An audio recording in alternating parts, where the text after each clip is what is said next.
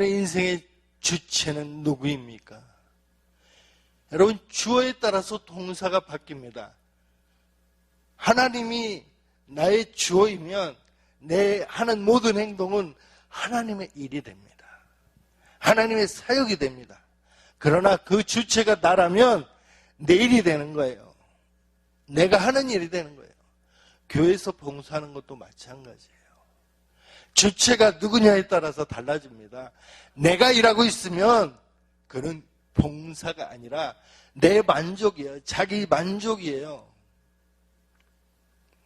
근데 하나님이 주체가 되시면요, 그것은 헌신이 됩니다. 하늘 상급을 쌓는 거예요. 하늘 보좌를 움직이는 헌신이 된다는 말씀입니다. 이 은혜가 오늘 저와 여러분에게 있기를 간절히 축원합니다. 인간을 히라보로 뭐라고 하냐면 호모 에스페란스라는 말로 합니다. 이게 무슨 뜻이냐면요, 희망을 먹고 사는 존재랍니다. 뭐라고요? 희망을 먹고 사는 존재가 인간이래요. 아무리 절망적인 상황에 살지라도 한 줄기 희망을 버리지 않는다면 그 인생은 분명히 소망이 있습니다. 절망에 빠지지 않을 수 있습니다. 절망은 교만이에요. 이미 절망하고 있다는 것은 그 사람이 교만하다는 뜻입니다. 여러분, 그 어떠한 일을 만나도 희망을 버리지 마시기 바랍니다. 하나님 안에 있으면서 찬란한 꿈과 희망과 비전과 이상을 가지셔야 돼요. 목사님, 제 나이가 지금 70이 넘고 80인데요. 무슨 꿈이 있고 무슨 비전이 있고. 아니요.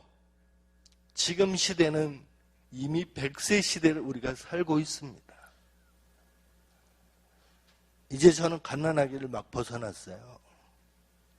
예, 어르신들 꿈과 비전을 가지고 앞을 향해 나가셔야 됩니다. 아직도 할 일이 많이 남아 있습니다. 누구 안에서? 하나님 안에서. 여러분, 포기하지 마세요. 꿈과 비전을 포기하는 그 순간 인생이 끝나는 거예요. 꿈과 비전은 인생을 추진하는 연료와 같습니다. 여러분, 기관차가요, 연료가 없으면 가지를 않아요. 자동차가요, 중간에 주유를 안 하면 떨어지면 갑니까? 안 갑니까? 안 갑니다. 근데 인생에 있어서 연료가 있어요. 그게 뭐예요? 꿈과 비전이에요. 여러분은 과연 어떠한 꿈과 비전을 갖고 있습니까? 비전을 이루지 못하는 것이 잘못이 아니라 비전이 없는 것이 잘못된 거예요. 모험의 길을 들어설 수 있는 저와 여러분이 되시길 원합니다. 실수 중에 가장 큰 실수가 뭘까요? 그는요, 가만히 있는 거예요. 가만히 있는 거. 아무 일도 안 하고 가만히 있는 것, 그것이 실수 중에 가장 큰 실수예요. 뭔가를 해야 돼요. 그것이 무엇이냐? 하나님의 사역이면 더 감사한 일입니다. 여러분, 사탄의 주무기는 이제 바뀌었어요.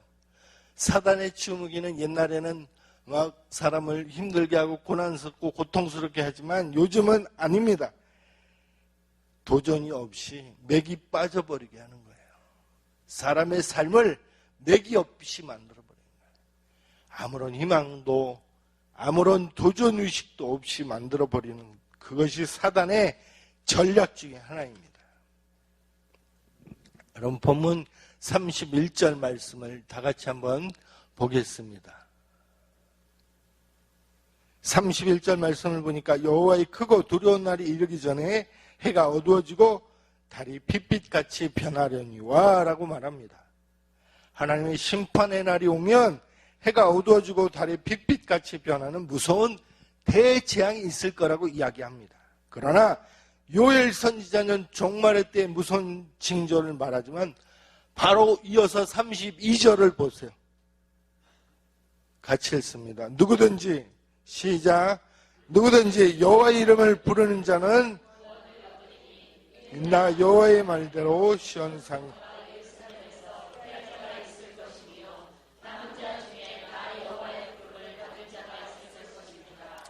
할렐루야. 예, 여호와의 이름을 부르는 자는 구원을 얻는데요. 이때가 어느 때요? 종말의 때라는 거예요. 여러분, 종말의 때에 여호와의 이름을 부르는 자는 구원을 얻고 여호와의 말대로 피할 자가 있을 거고 남은 자 중에 여호와의 부름을 받을 자가 있다라는 이야기입니다. 할렐루야. 여러분은 하나님의 부름을 받을 자입니까? 여러분은 하나님의 부르심을 받을 자이십니까? 우리가 어떻게 하면 하나님의 부름을 받을 자, 남은 자가 될 수 있겠습니까? 요엘 선지자는 하나님의 영을 받아 성령 충만하게 되어야 한다라고 오늘 말하고 있는 겁니다. 성령 충만함을 받게 되면 어떻게 되냐면 본문 28절을 다시 봅니다. 그 후에 내가 내 영을 만민에게 부어주리니 언제요? 그 후에 이때가 언제예요? 종말의 때에 내 영을 성령을 만민에게 부어주리니 네, 그때 어떤 일이 일어난다고 합니까? 너희 늙은이는 꿈을 꿀 것이고 너희 젊은이는 이상을 볼 것이라고 분명히 말하고 있습니다.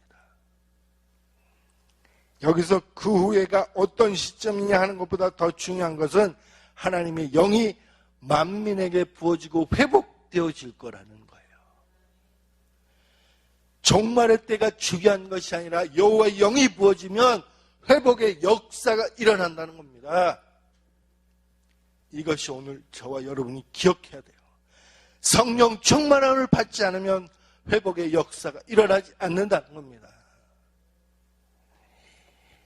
성령 충만하게 되면 가장 나타나는 큰 특징 중에 하나가 자녀들이 장래일을 말하게 될 것이고 이 장래일을 말한다는 게 뭐예요? 꿈이 생긴다는 거예요. 그리고 노인이 꿈을 꾼답니다. 이 얘기가 뭡니까? 잃었던 열정이 되살아난다는 겁니다. 하나님의 영을 받는 자들은 이러한 역사가 일어난다는 겁니다. 이 은혜가 저와 여러분에게 넘칠 수 있기를 간절히 바랍니다. 계속해서 본문 29절 말씀을 보면 그때 내가 또 내 영을 남종과 여종에게 부어줄 것이라고 이야기합니다. 이 얘기가 뭡니까? 남녀노소 누구나에게 하나님의 영이 부어질 거라는 겁니다.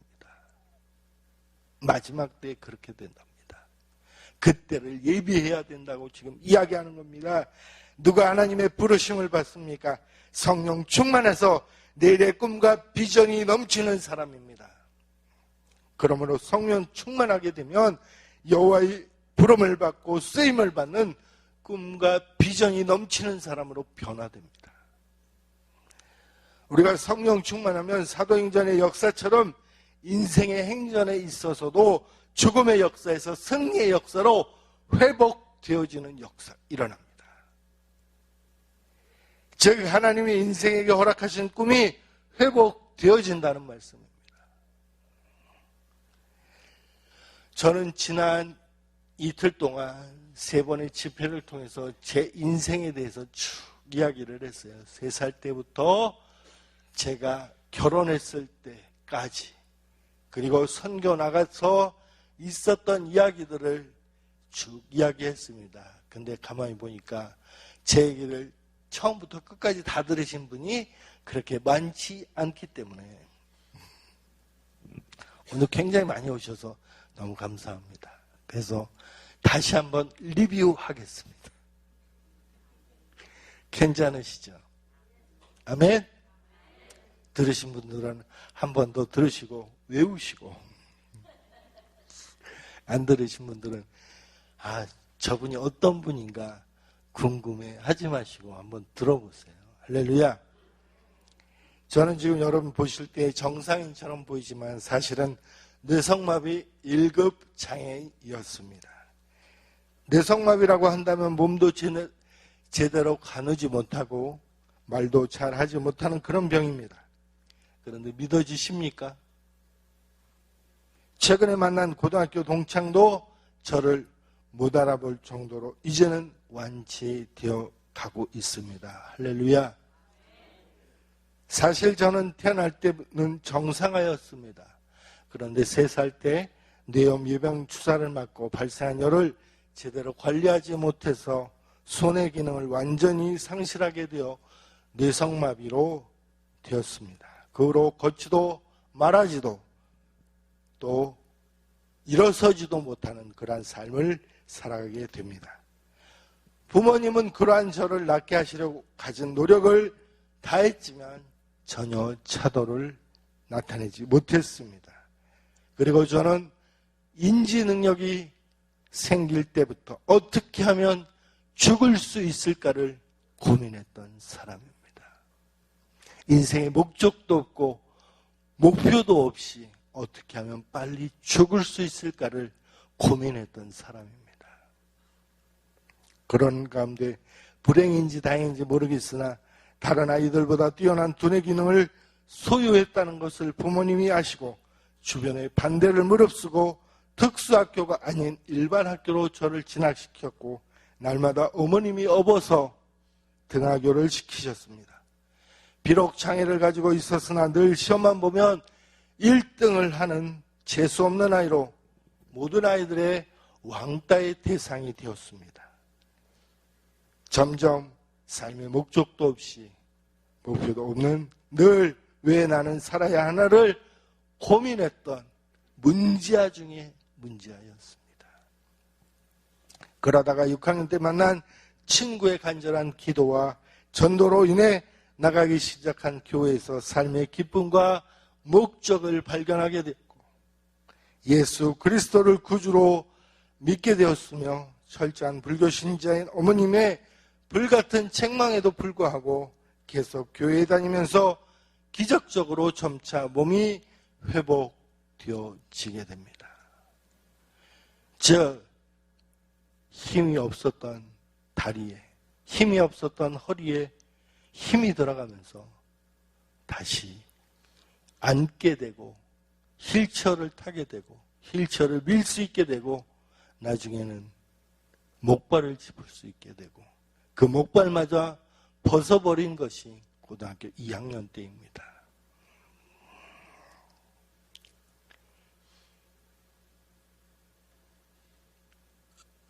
한쪽으로 돌아갔던 입술이 차츰 돌아서기 시작하고 떠듬거리는 말이지만 말을 하게 되고 그것을 보고 부모님은 제가 교회에 나가기 때문에 몸이 회복되어진다라고 믿게 되었고 그 믿음으로 말미암아 그 믿음을 말로 시인함으로 말미암아 점점 몸은 더 좋아지게 되었습니다. 아무튼 그 후로 계속 몸의 상태는 호전되었고 보조장비 없이 걷게 된 것이 고등학교 2학년 때였습니다. 그래서 저는 경기고등학교를 졸업하자마자 바로 주변의 모든 반대를 무릅쓰고 신학교로 바로 진학을 하게 됩니다. 신학교에서 장학생으로 다니면서 교회에서 교육전도사로 사역을 하고 싶었기에 3학년이 될 때까지 약 100여 통의 이력서를 써서 교회를 찾아다니면서 사역지를 열심히 알아보았으나 장애인인 저를 써주시는 곳이 한 군데도 없었습니다. 결국 이 길은 제가 갈 길이 아니라고 좌절하고 신학교를 중도 포기하게 되고 휴학을 한 후에 다시 대학교 입학 시험을 치르고 컴퓨터공학과에 수석으로 입학하게 되었고 수석으로 졸업할 당시에 출품했던 소프트웨어가 정식으로 출시되기까지 하였습니다. 한때는 잘 나가는 사업가였습니다. 그러나 늘 마음 한구석에 자리 잡은 사역에 대한 갈망이 저를 고뇌하게 했고 결국 다니던 교회에서 계획하고 있던 필리핀 단기 선교 사역을 같이 감으로 인해서 그 모든 고뇌를 상쇄시키려고 하는 얄팍한 꼼수를 부립니다. 그러나 그곳에서 열악한 환경 가운데 사역하시는 선교사님들의 사역을 보고 도우면서 제가 저에게 신학과 컴퓨터를 동시에 가르친 하나님의 놀라운 은혜를 발견하게 됩니다. 왜냐하면 그때 당시에는 컴퓨터 잘하는 사역자를 너무도 요구하는 시기였어요. 20년 전입니다. 컴퓨터 막 286 나올 때예요. 그러니까 컴퓨터를 전문적으로 아는 사람이 없어요. 특히 사역자 중에는 한 분도 안 계셨어요. 그래서 저는 필리핀에서 돌아온 즉시 모든 것을 정리하고 복학하여 신학을 마치게 되었고, 한국에서 잠시 만났던 은혜한인교회의 김강신 목사님의 권유로 모스크바 은혜 선교센터에서 컴퓨터 행정사역을 담당하는 단기 사역자로 헌신하여 바로 러시아로 나가게 되었습니다. 이것이 저의 선교의 시작입니다. 저는 인간적으로 생각하면 도저히 하나님을 믿을 수 없었던 사람입니다. 그런데 지금 모든 선교사님들이 사역하는 사역지에서, 아니 우리의 삶의 현장에서 도저히 하나님을 믿을 수 없을 것 같고 또한 전할 수 없을 그런 상황이지만, 하나님은 그런 상황 가운데서 우리를 통해서 하나님의 일을 꿈과 비전을 통해서 이루어 가신다고 저는 확신합니다. 제 삶이 그랬던 것처럼 우리의 삶이 그럴 것이라고 저는 확신합니다. 우리가 믿느냐 믿지 못하느냐 이것이 문제지, 하나님은 분명히 지금도 여전히 일하고 계시다는 겁니다. 사실 제가 결혼을 한 것도 그렇습니다. 제 인생에 있어서 결혼은 상상조차 해보지 않았습니다. 왜요? 저 같은 뇌성마비 환자가 정상적인 결혼 생활을 할 수 없다고 생각했기 때문입니다. 그러나 하나님의 능력은 이 생각마저도 여지없이 무너뜨려 버렸습니다. 러시아에서 너무도 외롭기 때문에 시작한 결혼을 위한 40일 금식기도 후에 비자 연장을 위해 방문한 고국에서 장애우로서 사역을 한다는 소식을 듣고 극동방송 인터뷰를 하게 되었고, 그로 인해서 전화상으로 공개 청혼을 하게 되었고, 그러고 만난 아내와의 드라마 같은 극적인 결혼의 첫 만남에서 40분 만에 프로포즈를 하고 결혼 약속을 받고 3일 만에 호적 정리를 해서 법적으로 결혼을 하고 20일 만에 결혼식을 하고 바로 러시아로 떠난 극적인 드라마 같은 결혼 역시 그러합니다. 하나님이 하시니까 되더라는 겁니다. 그리고 그 아내마저 태국에서 사역을 하던 중에 얻게 된 치유 불가능한 위치에 생긴 뇌종양으로 지금까지 10년간 약으로만 관리하고 있지만 그마저도 하나님의 능력 안에 있다고 저는 확신합니다. 저나 아내의 병이 마지막까지 완치되지 않을지라도 여전하신 하나님, 그 하나님을 우리의 사역 안에서 또는 우리의 삶의 현장 안에서 증거되어지기를 간절히 원합니다. 제 마지막 소원이 한 가지 있습니다. 마지막까지 잘 가는 인생이었으면 좋겠어요. 제가 처음에 예수 믿었던 그때 가졌던 그 첫사랑, 그리고 내가 처음 사역지로 나갔었을 때 받았던 그 뜨거운 열정이 제 삶을 움직이는 연료와 같이 마지막까지 변하지 않았으면 좋겠습니다. 그것을 놓고 기도하고 있습니다. 하나님, 제 마지막까지 잘 가는 인생 살게 해주세요. 중간에 넘어지지 않고 중간에 샛길로 가지 않고 하나님 끝까지 잘 가는 인생 되게 해주십시오. 성도에게는 두 가지 중요한 임무가 있다고 믿습니다. 하나는 안일한 삶에서 일어서는 것이고, 하나는 낙심한 사람을 일으켜 세우는 것입니다. 누군가 저에게 예수 그리스도를 전해줬기 때문에 제가 죽음에서 삶으로 옮겼던 것처럼 우리의 삶이 이러한 삶으로 변해야 될 줄로 믿습니다. 하나님은 지금도 바닥 인생들의 눈물을 닦아줄 하나님을 경외하는 위로운 인물을 찾고 계십니다.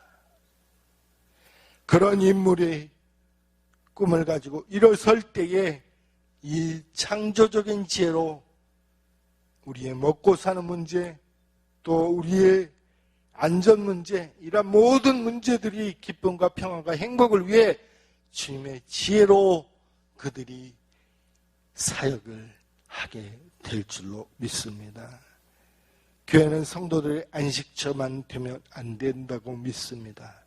교회는 하나님이 쓰실 만한 인물을 만들어내는 기지 역할을 분명히 해야 됩니다. 여러분, 교회의 사명이 무엇입니까? 꿈을 가진 자들, 그 꿈을 이루어갈 수 있도록 토대를 마련해 주는 것이 교회의 임무입니다. 그것이 청년이 돼도 좋고요, 장년이 돼도 좋고요, 노인이 돼도 좋습니다. 하나님 안에서 꿈을 꾸면 그 꿈은 이루어지게 되어 있기 때문에 그렇습니다. 중요한 것이 있습니다. 소망을 갖되 인간적인 소망을 갖는 것이 아니라 하나님 안에서 하나님의 소망을 가져야 될 줄로 믿습니다. 제가 여기서 지금 이야기하는 꿈은 여러분의 꿈이 아닙니다. 하나님의 꿈입니다. 중요한 것이에요. 노인들이 꿈을 꿀 거라고 했어요. 그 꿈이 어떤 꿈이요? 하나님이 여러분을 향한 꿈이요. 그 꿈이 이루어지는 역사가 일어나기를 간절히 소원합니다. 그러기 위해서 우리가 해야 될 일이 있어요. 그러기 위해서 우리가 회복되어줘야 될 것들이 있어요. 여러분의 예배 생활이 회복되어야 됩니다. 예배 생활이 회복된다는 얘기가 무엇입니까? 여러분, 말씀 가운데 여러분의 삶을 재조명할 수 있어야 돼요.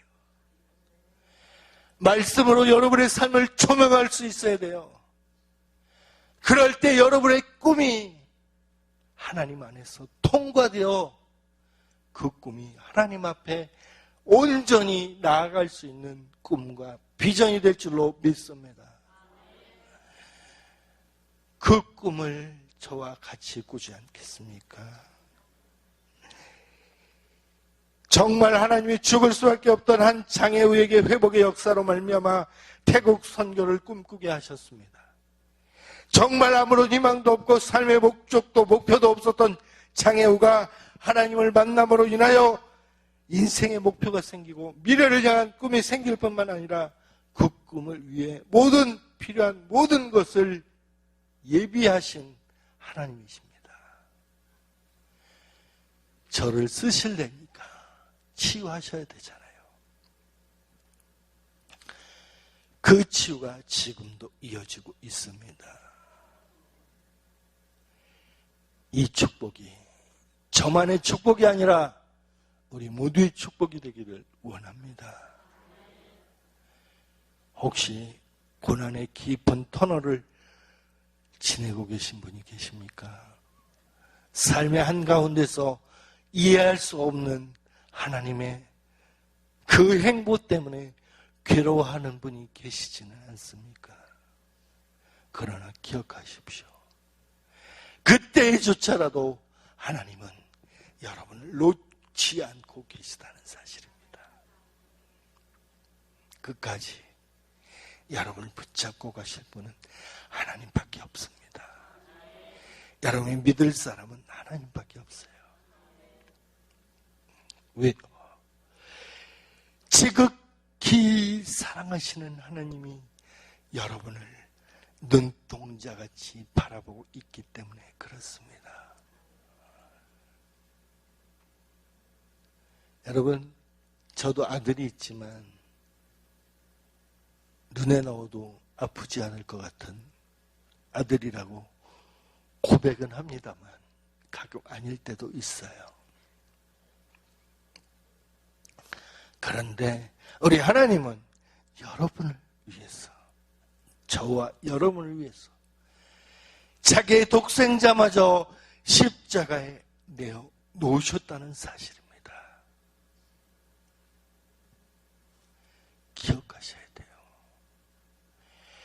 우리가 십자가의 그 부여를 잊어버리고 산다면, 우리가 무슨 꿈을 꾼들, 우리가 무슨 이상을 가진들 그것이 무슨 소용이 있겠습니까? 십자가의 부여 아래 있는 그 꿈으로 말미암아 여러분 다시 한번 회복되어지는 역사가 오늘 이 팜스프링스 감리교회에 늘 충만하기를 간절히 소원합니다. 예전에는 교회의 숫자적인 성장을 중시했지만 사실상 한 사람의 인물은 대형교회 하나보다 더 큰 일을 할 수 있다고 믿습니다. 교회는 그런 인물을 키워내고 꿈을 자극해야 됩니다. 이 세상에서 가장 매력 있는 사람은 누군가에게 자극을 주는 사람이라고 합니다. 교회는 그런 자극을 주는 매력적인 교회가 되어야 될 줄로 믿습니다. 한국교회가 새롭게 되는 길은, 아니 우리 교회가 새롭게 되는 길은 하나님으로부터 크게 쓰임받는 인물을 만들어내는 데 있다고 믿습니다. 천국 갈 때까지 찬란한 꿈과 비전을 잃지 말고 어려운 환경을 변화시키는 희망을 가지고 하나님 앞으로 나아오시길 원합니다. 자본이 없고 배경이 없고 건강이 없고 무엇이 없어서 못한다는 그런 소리는 앞으로 하지 맙시다. 어떤 사람은 가능성의 80%가 넘어도 주저하지만 어떤 사람은 1%의 가능성만 가지고 도전합니다. 여러분, 자동차에 바퀴에 바람이 빠지면 먼 길을 갈 수가 없습니다. 마찬가지입니다. 영혼에 하나님의 영이 빠지면, 성령이 빠지면 그 사람 인생의 길을 오래 갈 수가 없습니다. 희망을 잃지 마세요.